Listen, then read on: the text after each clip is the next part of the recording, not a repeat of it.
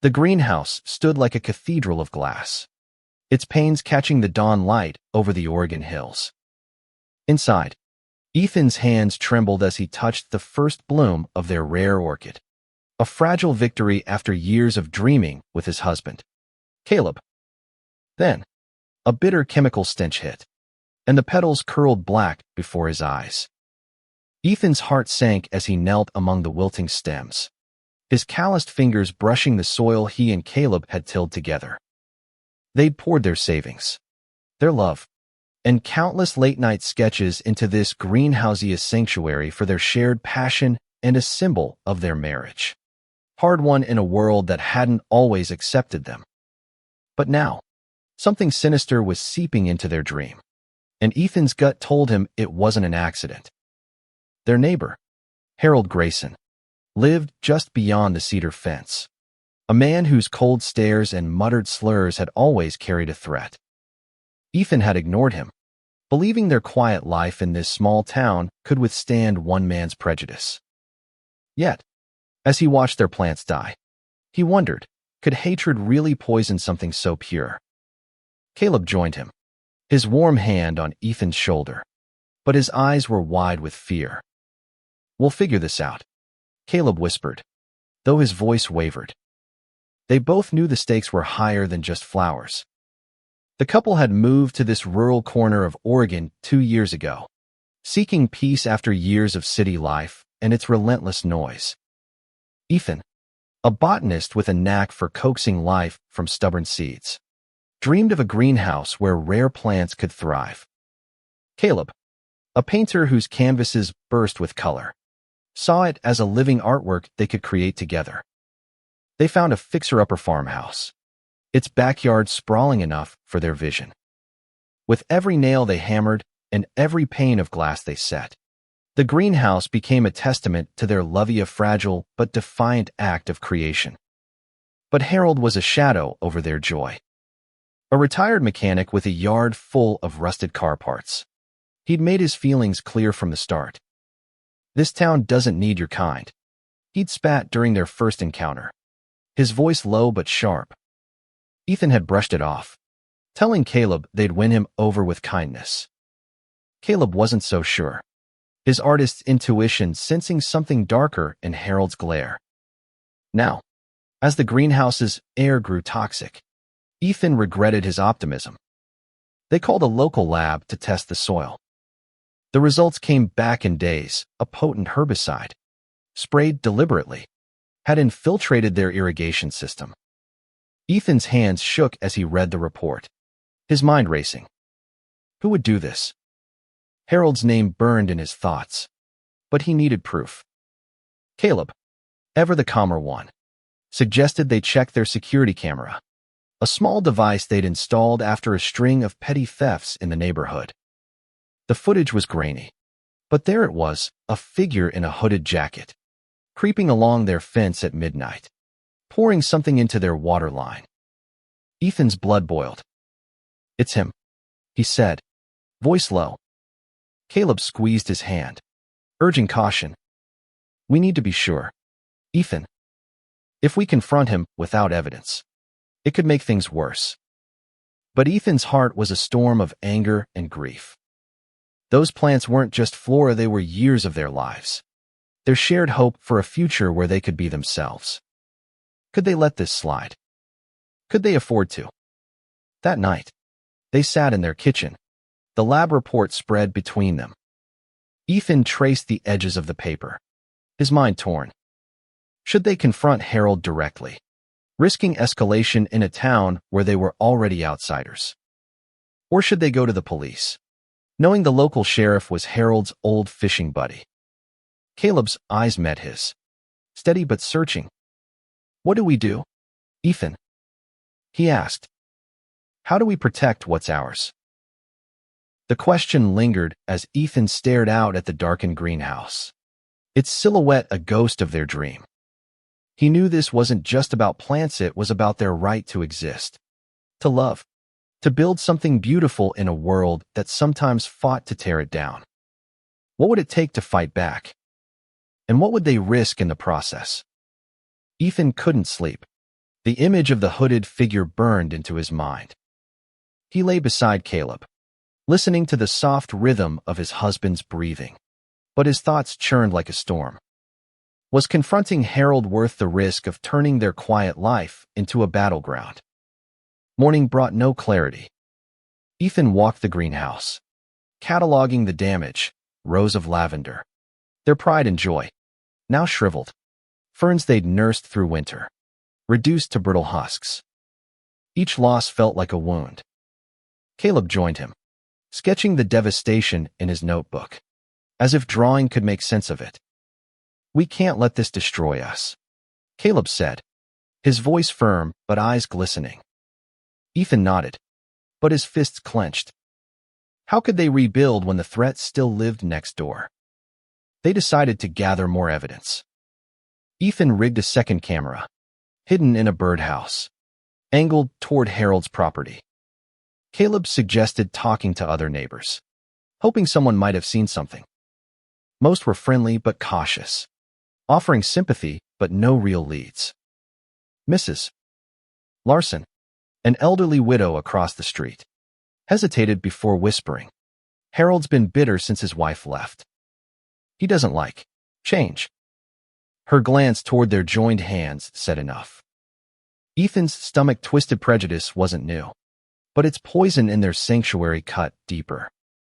Days later, the new camera caught something. Harold, not even bothering to hide, spraying a canister near their shared fence. Ethan's pulse raced as he showed Caleb the footage. "We've got him," he said, voice tight with triumph and fear. Caleb's face was grim. "This is enough for the police, right?" But Ethan wasn't sure. Would the sheriff, who'd known Harold for decades, take their side? Or would this spark something worse? They drove to the sheriff's office. The footage burned onto a USB drive. Sheriff Daniels, a burly man with a gray mustache, watched the video with a neutral expression.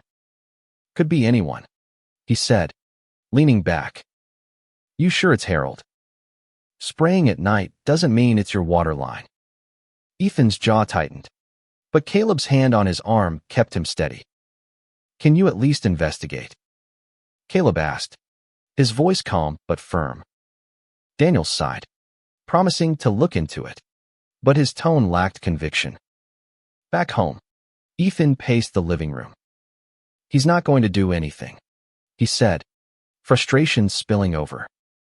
Caleb sat quietly, sketching a wilted orchid. "Then we need to protect ourselves," he said finally. They ordered a new irrigation system, one they could lock, and started replanting what they could salvage. But each new sprout felt like a defiance, a dare to Harold to strike again. Ethan wondered, were they fighting a losing battle? Or was this resilience their greatest weapon? As they worked, a letter arrived from the county. Their greenhouse permit, approved months ago, was suddenly under review. Harold had filed a complaint, claiming it violated property lines. Ethan's heart sank. Was this another attack, cloaked in bureaucracy? Caleb read the letter, his face pale. "He's not just poisoning our plants," he said. "He's trying to erase us." The words hung heavy. How far would Harold go? And how much could they endure before their dream collapsed entirely? The county's letter felt like a blade, slicing through the fragile hope Ethan and Caleb had clung to. They sat at their kitchen table, the document between them, as rain battered the windows. How could they prove their greenhouse was legal when Harold's lies were stacking against them? Ethan dug through their records, finding the surveyor's report that confirmed their property lines. "We're in the clear," he said, slamming the folder down. But Caleb's eyes were distant, his pencil tapping nervously. "He's not just fighting the greenhouse," Caleb said. "He's fighting us."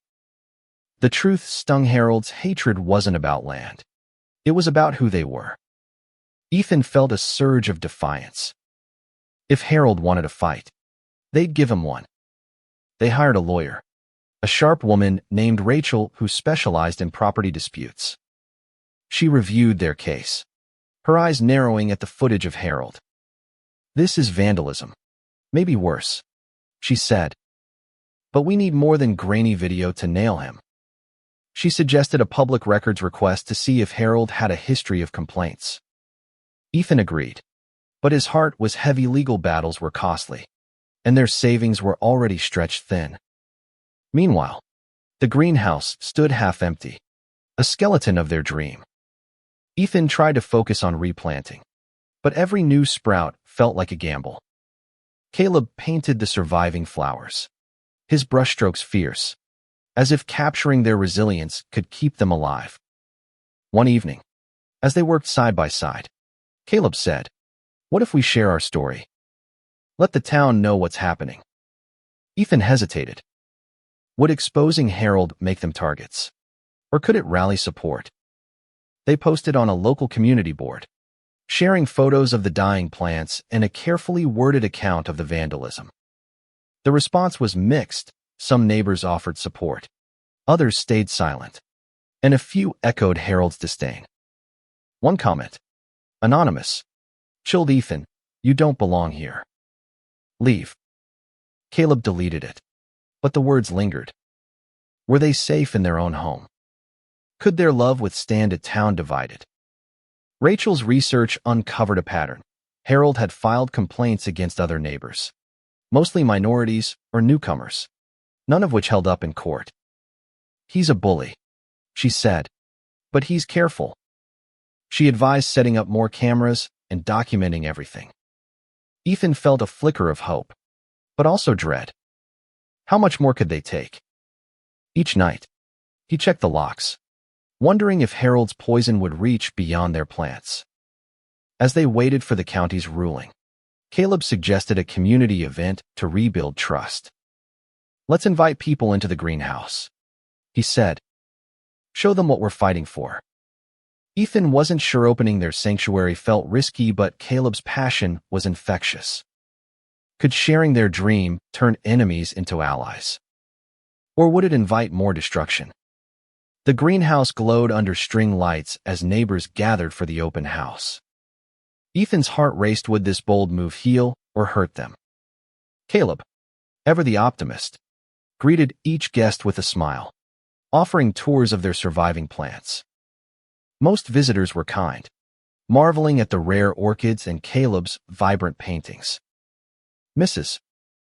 Larson brought cookies, whispering, "You boys are brave." But Ethan noticed a few cold stares, and Harold's absence felt ominous.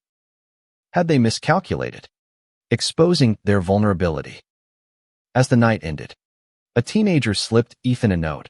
"I saw Harold near your fence again. Be careful." Ethan's blood ran cold. Was Harold planning another attack? The next morning, they found tire tracks near their property line, too wide for their car. Ethan's anger flared, but Caleb urged calm. "We need to stay focused," he said, checking the cameras. The new footage showed Harold's truck idling near their gate at 2 a.m., but nothing clear enough to prove intent. Rachel, their lawyer, frowned at the evidence. "It's suggestive, but not definitive," she said. "We need to catch him in the act." Ethan felt trapped, his dreams slipping through his fingers. He and Caleb spent hours reinforcing the greenhouse, installing a new lock on the water system and planting hardier species that could resist toxins. But the strain was wearing them down. Caleb's paintings grew darker, his usual warmth dimmed by worry. Ethan wondered, were they fighting for their dream, or just survival? The county's ruling came a week later. Their greenhouse was legal, but Harold had appealed, dragging the process out. Ethan's frustration boiled over. "He's toying with us," he said, slamming the letter down. Caleb took his hand, his voice steady. "Then we fight smarter." They decided to install motion sensor lights and a louder alarm, hoping to deter Harold. But Ethan couldn't shake the fear. What if Harold's hatred escalated beyond poison? A local reporter, intrigued by their community post, reached out for an interview. Caleb saw it as a chance to gain allies. But Ethan hesitated. Would publicity protect them or paint a bigger target? As they debated, a brick crashed through their kitchen window. Wrapped in a note, "Get out." Caleb's face paled, but his jaw set. "We're not running," he said. Ethan nodded, heart pounding. Could they stand their ground when the threats were closing in? The shattered glass on their kitchen floor felt like a violation. The note's words, "Get out," burning in Ethan's mind. He and Caleb swept up the shards in silence, their hands brushing as they worked. How much more could their love endure before it cracked under the weight of hate? The police came, but Sheriff Daniels dismissed the brick as kids' mischief, ignoring the note. Ethan's frustration surged, but Caleb's calm voice anchored him. "We need to keep going," Caleb said, taping cardboard over the broken window. They filed a report, but Ethan knew it wouldn't go far. Harold was untouchable, or so it seemed. Could they find a way to expose him before he did real harm? Rachel suggested a restraining order, but without clear evidence tying Harold to the brick, it was a long shot. Instead, they doubled down on security, more cameras, a taller fence, and a guard dog named Sage, whose bark echoed through the night. Sage's presence brought a flicker of comfort, but Ethan couldn't shake the feeling of being watched. Each creak of the house made him jump. Was Harold out there, waiting? The reporter's article went live, detailing their struggle and the greenhouse's beauty. Support poured in donations of plants, letters of encouragement, but so did hate mail, echoing Harold's venom. Ethan read one aloud, voice shaking, "You're not wanted here." Caleb tore it up, his eyes fierce. "They don't get to decide that," he said. But Ethan wondered, could they keep fighting when the town was split? They held another community event, this time with local activists who championed their cause. The greenhouse buzzed with allies, their laughter a fragile shield against the hate. But as Ethan showed a group their new ferns, he noticed a chemical smell again. His heart sank. Racing to the irrigation system, he found a tampered valve, liquid pooling beneath it. Caleb's face crumpled as they tested it. More herbicide. How was Harold getting past their defenses? That night, Ethan couldn't sleep, his mind racing. Should they confront Harold directly, despite the risks? Or keep playing defense, hoping he'd slip up? Caleb, curled against him, whispered, "We're stronger than this." But Ethan wasn't sure. Their dream was crumbling, and with it, their sense of safety. What would it take to reclaim their peace? Ethan's hands shook as he repaired the tampered valve, the chemical stench clinging to his skin. Caleb stood watch, Sage growling softly at his side. How could they keep rebuilding when Harold's hatred seemed unstoppable? They called Rachel, who urged them to set a trap. "We need undeniable proof," she said. Ethan rigged a decoy water line, laced with a harmless dye that would mark anyone who touched it. If Harold struck again, they'd have evidence even the sheriff couldn't ignore. But the plan felt risky. Would it provoke Harold further? Caleb, usually cautious, agreed. "We can't keep living like this," he said, his voice raw. The trap worked faster than expected. 2 nights later, the cameras caught Harold, his hands stained blue from the dye, tampering with the decoy line. Ethan's heart raced with triumph, but fear followed. They had him. But what now? Confronting him could spark violence, and the sheriff's bias loomed large. Caleb suggested going public first, sharing the footage online to pressure the police. Ethan hesitated. Would exposure protect them or escalate the danger? The video went viral in their small town, sparking outrage and support. Neighbors who'd stayed silent now spoke up, some admitting they'd seen Harold's suspicious behavior. "Mrs. Larson called, voice trembling. I saw him with that canister weeks ago. I should have said something." Ethan's gratitude mixed with frustration why had fear silenced so many. But the tide was turning. Could this be their chance to end Harold's campaign? Sheriff Daniels, cornered by public pressure, questioned Harold. He denied everything, claiming the dye came from his own garden chemicals. But the evidence was mounting, and Rachel pushed for charges: vandalism, harassment, maybe even hate crimes. Ethan felt a flicker of hope, but also dread. Harold wasn't the type to back down. What would he do when cornered? As they waited for the legal process, Ethan and Caleb replanted, their hands moving in sync. The greenhouse was scarred but standing, a symbol of their resilience. But late at night, Ethan heard Sage bark, sharp and urgent. He grabbed a flashlight, heart pounding. Was Harold back? Or was this just paranoia? Could they ever feel safe again? The flashlight beam cut through the darkness, revealing nothing but Sage's alert eyes. Ethan's heart slowed, but the fear lingered. Harold's shadow loomed over every moment. Could they ever reclaim the peace they'd built? The legal battle gained traction. Rachel filed charges, citing the footage and dye as proof of vandalism. The sheriff, under pressure, arrested Harold, but he was released on bail within hours.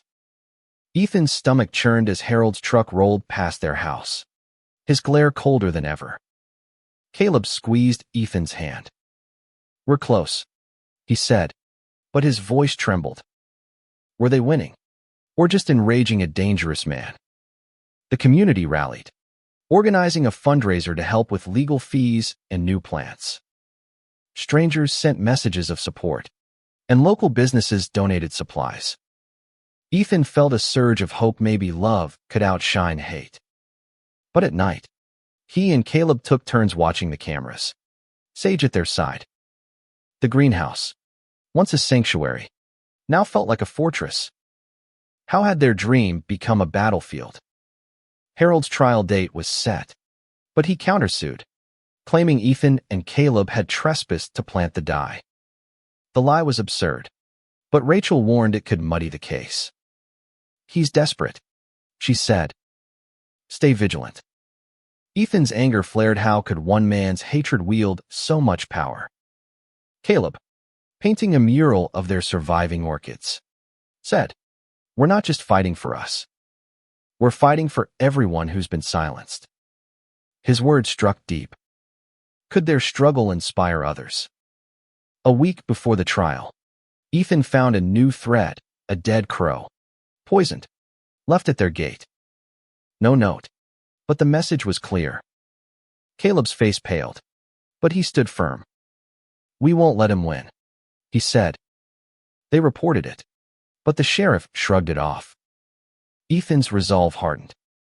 They'd face Harold in court, no matter the cost. But as the trial loomed, a question haunted him: would justice heal their wounds? Or had the poison already taken too much? The courtroom was stifling, the air thick with tension as Ethan and Caleb faced Harold. His cold eyes met theirs, unrepentant. Could justice finally mend what his hatred had broken? Rachel presented their case: the footage, the dye, the lab reports, and testimonies from neighbors who'd seen Harold's hostility. Harold's lawyer spun lies, but the evidence was overwhelming. The judge, a stern woman with a fair reputation, deliberated for days. Ethan and Caleb waited, tending their greenhouse, where new sprouts pushed through the soil, a quiet act of hope. But each night, Ethan checked the locks, fearing Harold's next move. Was this resilience, or just survival? The verdict came. Harold was guilty of vandalism and harassment, with a hate crime enhancement. He faced fines and community service, but no jail time. Ethan's heart sank. Would this punishment deter him? Caleb, ever the optimist, saw it differently. "It's a start," he said. "The town knows who he is now." They celebrated quietly, planting a new orchid, but the victory felt fragile. Could they ever feel safe again? Harold moved away months later. His house sold to a young family who admired the greenhouse. The community's support grew, with neighbors volunteering to help rebuild. Ethan and Caleb hosted workshops, teaching others to grow rare plants, their dream expanding beyond themselves. Caleb's paintings, now brighter, lined the greenhouse walls, a testament to their survival. But Ethan still woke some nights, haunted by the memory of poison. One evening, as they sat among their thriving plants, Caleb took Ethan's hand. "We built this," he said, his voice steady. "Not just the greenhouse, but us." Ethan nodded, tears in his eyes. Their love had weathered hatred, fear, and loss, emerging stronger. The greenhouse stood as proof beauty could grow from pain, and love could outlast poison. But as they looked to the future, one question lingered. How would they carry this strength forward? Not just for themselves, but for others fighting to bloom.